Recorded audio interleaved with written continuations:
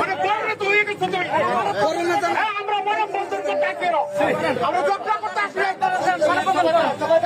একজন মুক্তিযোদ্ধাকে নাকি উনি বলছেন যে এখানে থাকতে পারে, আসলে কি ঠিক? মুক্তিযোদ্ধারা হল জাতির শ্রেষ্ঠ সন্তান আমরা মনে করি, যারা 71 সালে নিজের জীবনের বাজি রেখে যুদ্ধ করছে। আমরা তাদেরকে কখনোই অবহেলা কিংবা অসম্মান করতে পারি না।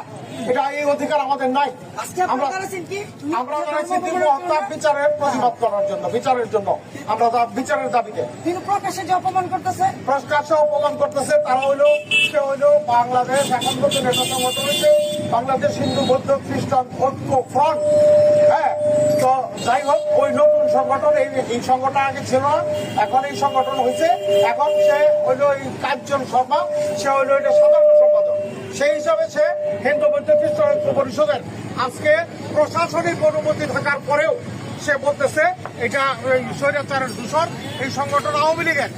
সে এটা বলতেছে। কিন্তু আপনারা তো আওয়ামী লীগ আর বিএনপি নিয়ে আসছেন। না, আমরা আওয়ামী লীগ বিএনপি নিয়ে আসি না। আমরা কোনো রাজনীতি করতে এখানে আসি। আমরা রাজনীতি এখানে তো আসলে কোনো রাজনৈতিক ইস্যু বাস্তবায়নের জন্য আমরা সমবেত হয়নি।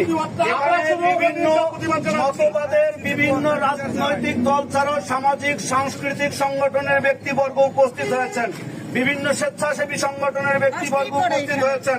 আমরা সকলে সমবেত হয়েছি। গত কয়েকদিন আগে ভালুকায় গার্মেন্টস কর্মী আমাদের তারাকান্দার সন্তান দীপু দাসকে যে নৃশংসভাবে হত্যা করা হয়েছে, তারই প্রতিবাদে, তারই হত্যাকারীদের দৃষ্টান্তমূলক শাস্তির দাবিতে আমরা কোনো রাজনৈতিক ইস্যু বাস্তবায়নের জন্য এখানে আসিনি। আমাদের এখানে কোনো রাজনৈতিক ব্যক্তিত্ব নাই, কোনো রাজনীতি করে এমন কোন লোক